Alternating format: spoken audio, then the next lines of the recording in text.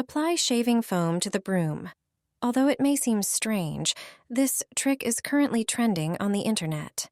It turns out that shaving foam has a brilliant application in the bathroom. Grab a regular broom, which you probably already have at home. Apply shaving foam to it on both sides, covering all the bristles. A broom prepared in this way will be a lifesaver for older individuals or those with spinal problems. Just flip it and spread the foam on the floor around the toilet.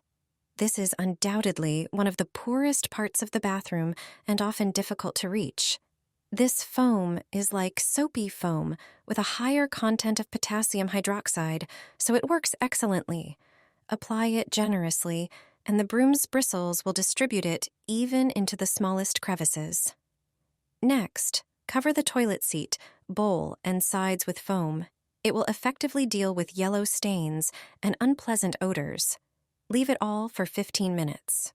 After this time, rinse off the foam with warm water.